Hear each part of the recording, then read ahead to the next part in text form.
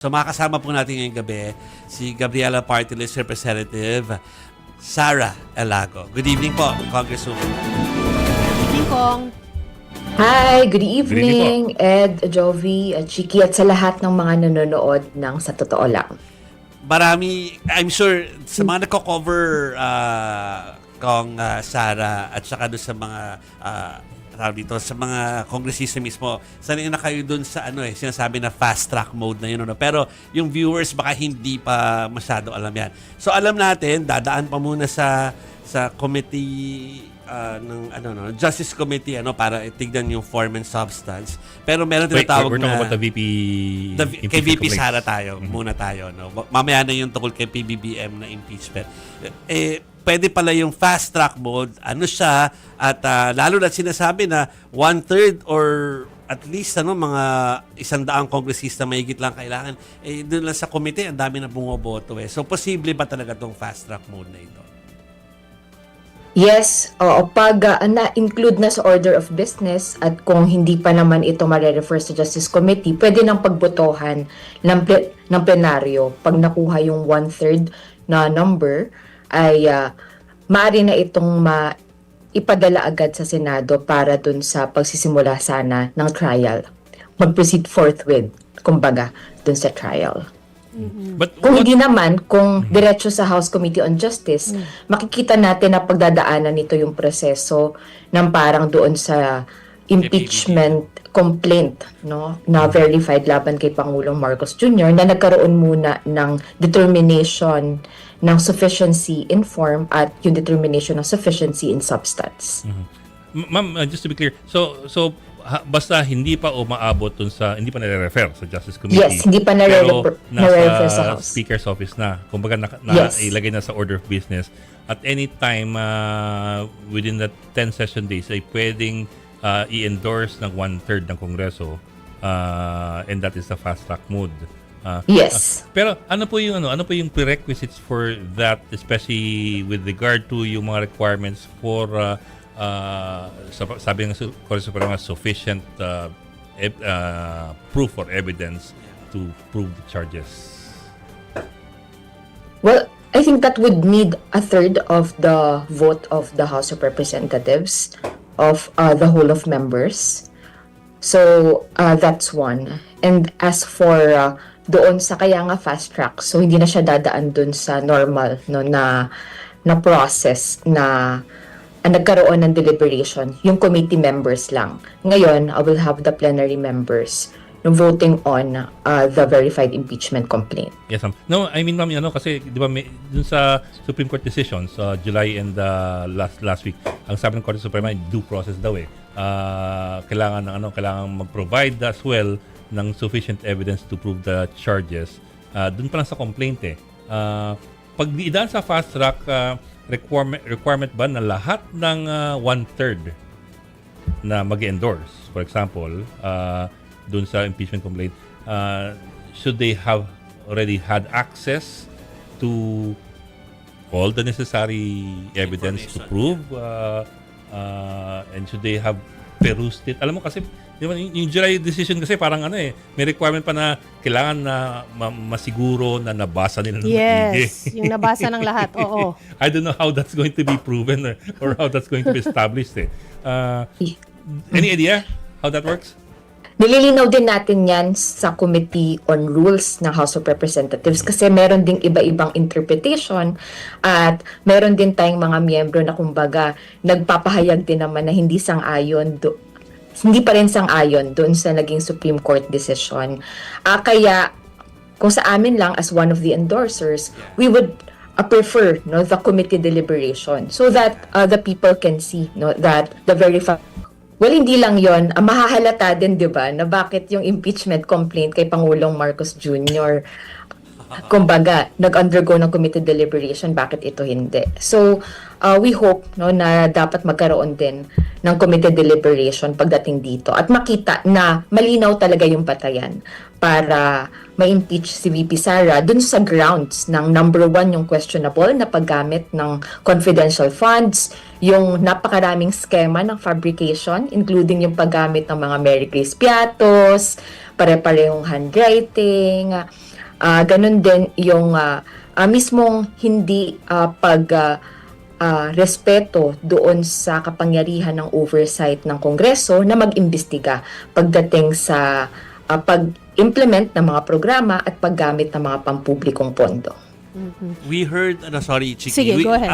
Congresswoman Sara, in-enumerate nyo yung mga mahalaga mga items sa inyong reklamo, no? Pero meron din sinabi si former Senator at ngayon Congresswoman De Lima na ang isa sa mga matibay na pwede talaga nilang sandalan na reklamo ay tukol doon sa death threat. Naniniwala rin po ba kayo doon? Yes, kasi napakalaking panganib niyan dun sa system of checks and balances natin dito sa ating bansa. Kitang-kita no na napakahina ng sistema na ito kung paano natin titiyakin na may pananagutan talaga ang nasa kapangyarihan, lalong-lalo na yung mga nasa pinakamatataas na posisyon dito sa ating bansa. Yan naman yung dahilan kung bakit na-provide sa ating constitution yung impeachment proceedings para matiyak na sa panahon na yung mga nasa taas ng posisyon sa ating pamahalaan ay nagkaroon ng mabibigat na pagkakanulo sa tiwala ng publiko, may mechanism para sila ay habulin at mapanagot. Kong, si Chiki Poto, Kong, naging big question or very divided yung mga tao dun sa question sa sufficiency and substance. So para lang po malinaw at kayo naman po ay nandyan po talaga in the thick of the action. Ano na po talaga na bago po ba ang ating House rules? What question are we asking pagdating sa sufficiency and substance? Ang tanong ba dyan ay impeachable offenses ba itong mga akusasyon, or ang tanong ba dyan ay enough ba yung ebidensya na supporting itong mga akusasyon ninyo na ina-assume ng mga complainants, of course, na impeachable offenses? Ano po talaga para malinaw po? What the House Rules of Procedure and impeachment proceedings provide is that there should be two things. Number one, yung recital of facts constituting the offense, and number two, yung pagdetermine ng jurisdiction ng committee pagdating dun sa mga grounds na yon. So, number one, nagkaroon naman ng recital of facts. Hindi mo pa dinedetermine yung truthfulness niyan as an impeachment offense, pero pag meron lang recital of facts at yung facts na yon ay sapat na para sabihin na yung ground namin, for instance in our complaint, yung betrayal of public trust, ay dapat nakapasa na yan. At malinaw naman sa determination ng jurisdiction ng committee sino ba yung respondent. It's the President of the Philippines na impeachable na official, at yung ground natin, betrayal of public trust, ay sakop ng jurisdiction ng committee. At naniniwala kami na malinaw na may batayan sa pamamagitan ng official records, whistleblower testimony, pero yan yung hindi binigyan ng pagkakataon para mag-undergo ng hearing para ma-determine ang probable cause at mailagay sa plenaryo, at sa susunod na step magkaroon ng trial sa Senado. Hindi natin yan nakita, hindi natin yan nadinig, at yan siguro yung kinakagigil natin pagdating dito sa naging impeachment proceeding, na yung hinahanap ng tao na magkaroon ng investigasyon sa mga malalaking isda, sa mga big fish.